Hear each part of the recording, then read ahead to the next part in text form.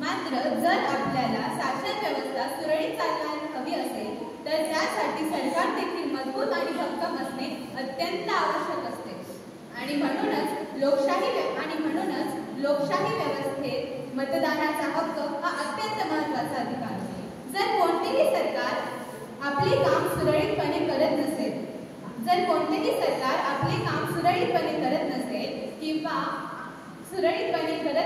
आणि निरंकुश बनले असेल तर त्यासाठी मताधिकार असतो। मताधिकाराचा वापर करून जनता सरकार बदलू शकते असे मला वाटते, असे शक्य आहे असे मला वाटते। कारण माझ्या मते लोकशाही म्हणजे लोकांच्या हितासाठी चालवलेले राज्य म्हणजे लोकशाही होय। मतदार व्यवस्था हा आपल्या देशाचा कणा आहे। जगातल्या सर्वात मोठ्या राज्याच्या रूपाने आपण स्वतःला हरवतो, कारण भारतात मतदाराचा हक्क हा खऱ्या लोकशाहीचा भक्कम पाया आहे। जर आपल्याला शुद्ध आणि सुदृढ अशी मतदार व्यवस्था हवी असेल तर त्यासाठी मतदानाचा हक्क हा त्याचा पाया आहे। ते म्हणतात ना, जर मजबूत इमारत हवी असेल तर त्यासाठी भक्कम पाया असावा लागतो। अगदी तसंच जर आपल्याला मजबूत अशी लोकशाही हवी असेल तर त्यासाठी मतदानाचा भक्कम असा पाया असणं अत्यंत आवश्यक आहे।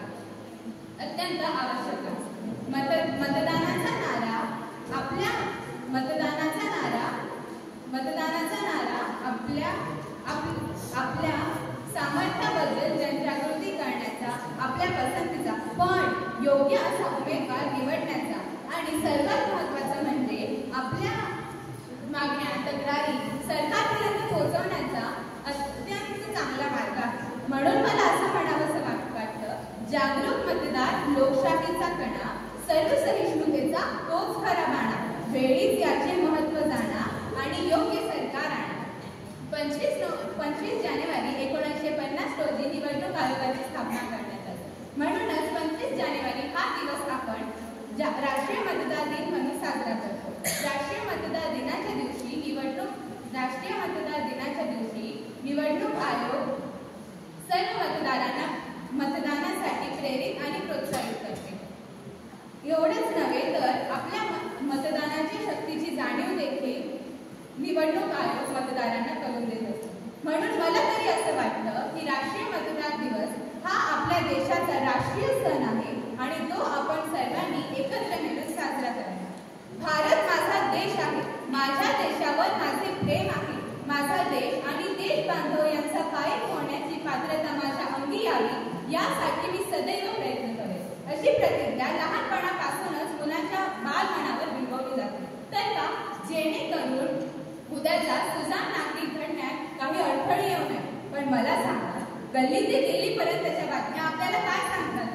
ते असं सांगतात, अमुक मंत्र्याच्या कोट्यवधी रुपये जमा, अमुक मंत्र्याचे कोट्यवधी रुपये जमा, अमुक मंत्र्याचा निवडणुकीआधीच घोटाळा। काय सांगतात त्या बातम्या? का होतो हा भ्रष्टाचार? का होतो? कुठे जाते कुठेही संपत्ती? अर्थातच शासन करते तरी काय? विधानसभा असो वा लोकसभा, सर्वकडे हाच भ्रष्टाचार। आणि याचमुळे आपला भारत जो विकसनशील देश म्हणून फक्त ओळखला जातो, हा नेहमी अन्य विकसनशील देशांच्या समपातळीस येण्याचा बहुमान गमावतो।